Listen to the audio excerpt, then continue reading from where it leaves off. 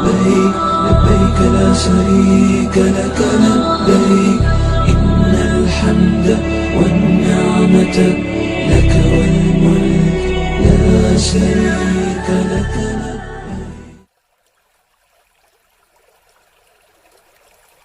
Assalamualaikum warahmatullahi wabarakatuh.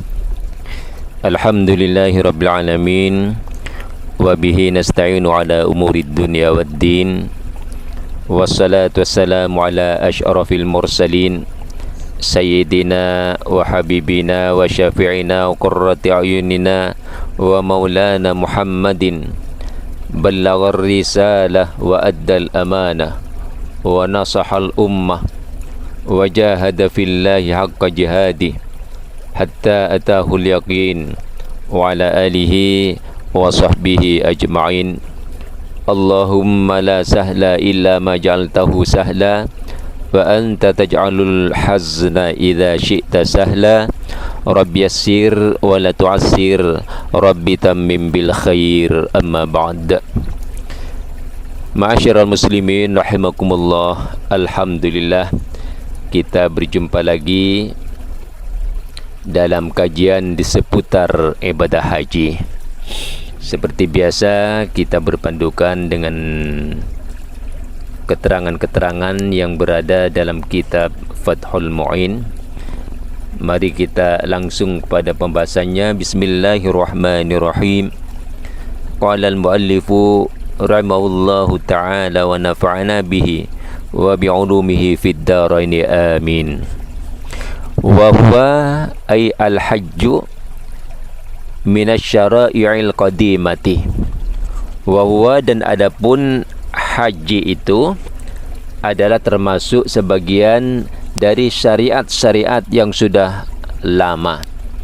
Artinya laisa la min khususiyati hadil ummah, bukan termasuk khususiyah ataupun syariat yang hanya diwajibkan kepada umat Rasulullah sallallahu alaihi wasallam, bukan.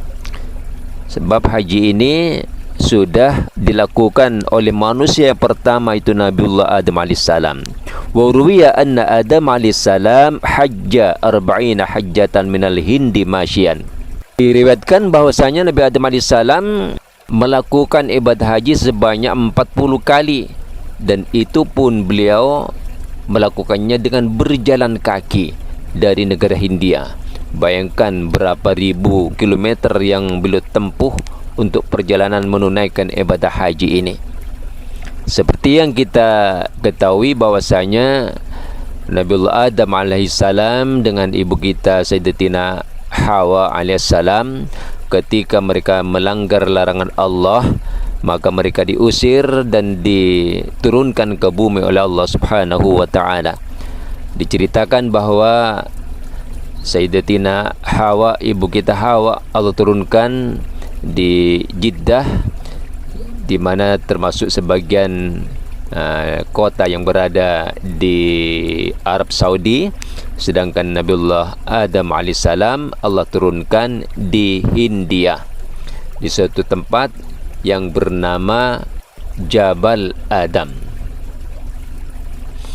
Jabal Adam itu maksudnya gunung Nabi Adam, yang tepatnya letaknya sekarang ini berada di negara Sri Lanka. Mungkin dulu termasuk satu negara dengan India, tapi sekarang sudah terpisah. Jabal Adam itu berada di negara Sri Lanka. Disitulah Nabiullah Adam diturunkan dan seterusnya menetap di India. Selama menetap di India itu sebanyak 40 kali berhaji berjalan kaki. Bayangkan betapa jauhnya dan betapa begitu meletihkan, melelahkan perjalanannya itu. Wa anna Jibril qala lahu innal malaikata kanu yatufuna qablaka bi hadzal bait. Dan bahwasanya malaikat Jibril berkata kepada Nabiullah Adam alaihissalam, kata malaikat Jibril, sesungguhnya para malaikat mereka telah melakukan tawaf di Ka'bah ini, yatufuna qabla bihadzal bait sab'ata alafi sanatin, semenjak 7.000 tahun sebelum kamu Adam, para malaikat sudah bertawaf di Baitullah ini. Sebab itu Al-Quran pun menjelaskan bahwasanya orang-orang jahiliyah juga melakukan tawaf berkeliling Ka'bah sebagai ritual mereka, sebagai bentuk peribadatan, namun sudah diselewengkan, sudah menyimpang jauh dari ajaran yang pernah diajarkan, dicontohkan oleh Nabiullah Ibrahim alaihissalam. Al-Quran menjelaskan, wa ma kana salatuhum indal baiti illa muka'aw wa tasdiyah, tidaklah salat mereka, ibadah mereka di sisi Ka'bah melainkan hanya merupakan bersiul dan bertepuk tangan. Ini tawaf yang mereka lakukan. Qala Ibnu Ishaq, Imam Ibnu Ishaq berkata, lam yab'atillahu nabiyan ba'da Ibrahim alaihi salatu wassalam illa hajjah. Allah tidak menurunkan seorang nabi pun selepas Nabi Ibrahim, melainkan mereka semuanya melakukan ibadah haji. Khilafan liman istasna hudana walladhi sarrah bihi ghairuhu annahu ma min nabin illa hajjah. Khilafan liman istasna hudan wa salihan.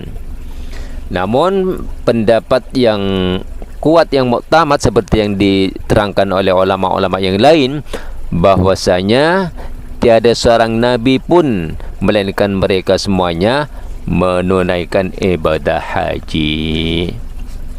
Wa furida fi sanati sadisah alal asahhi, dan haji itu difardukan kepada Rasulullah sallallahu alaihi wasallam dan umat Islam pada tahun yang ke-6 Hijrah. Wa hajja sallallahu alaihi wasallam qabla nubuwati wa ba'daha wa qabla al-hijrati hajajan la yudra adaduha. Dan Rasulullah sendiri sebelum diangkat menjadi nabi juga sudah melakukan banyak kali ibadah haji.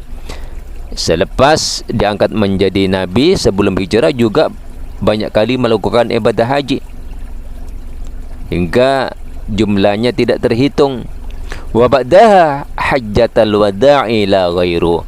Namun setelah Rasulullah hijrah ke kota Madinah Al-Munawwarah, baginda hanya menunaikan satu kali saja haji, yaitu apa yang terkenal dengan sebutan haji wada'.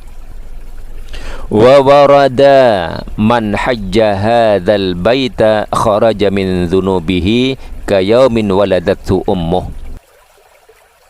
Dan ada juga hadis yang menjelaskan, barang siapa yang melakukan ibadah haji, maka mereka keluar dari dosa-dosa mereka seperti ketika dilahirkan oleh ibunya.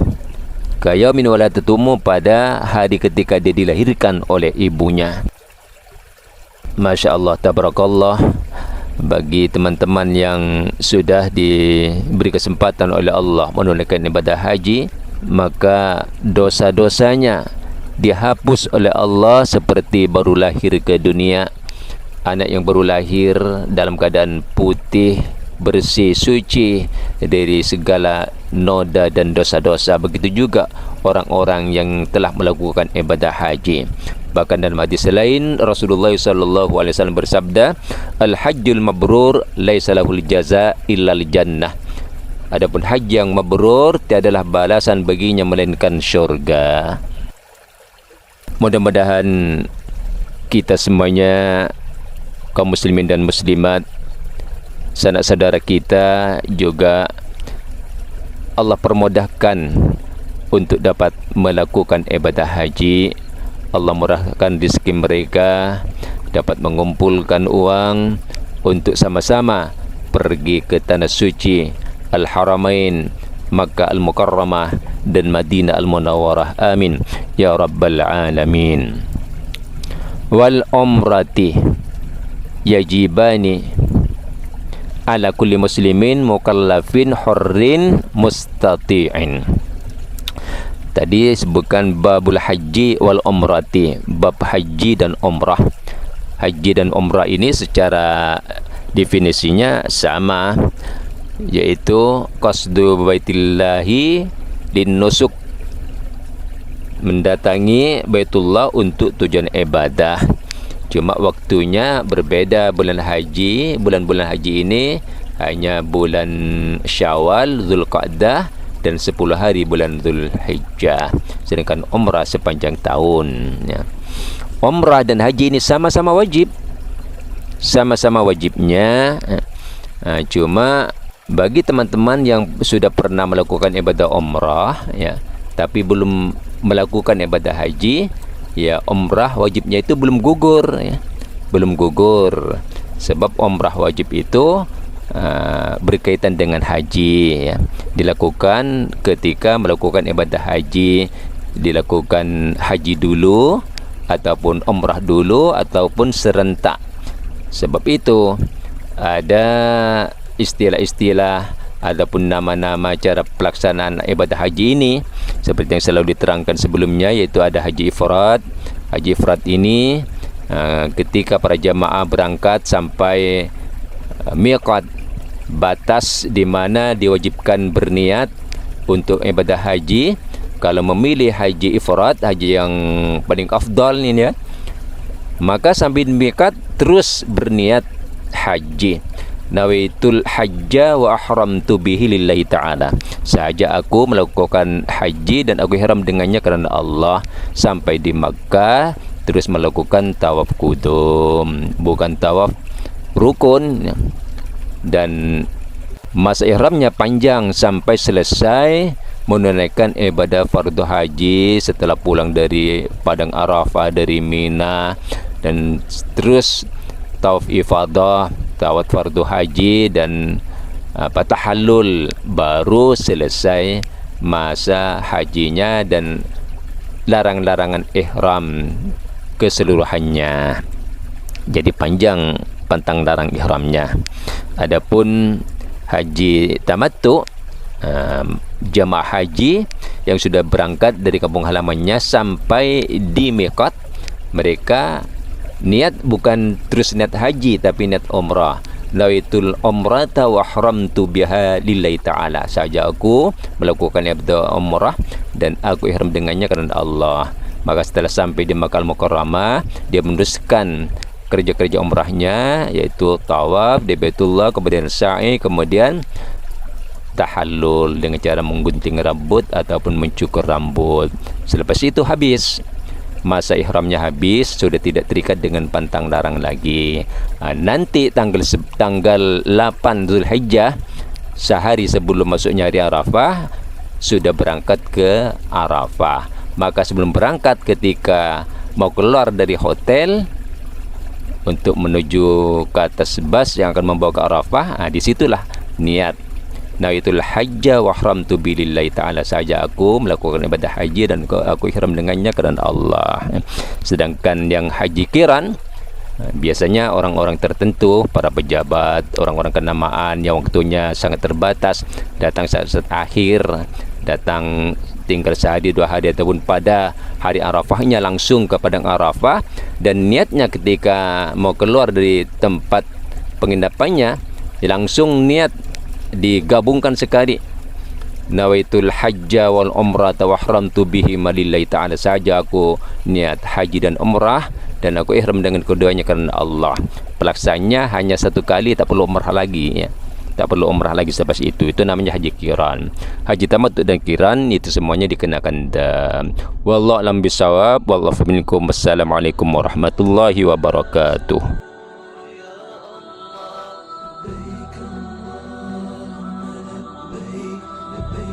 شريك لك لبيك إن الحمد والنعمة لك والملك لا شريك لك.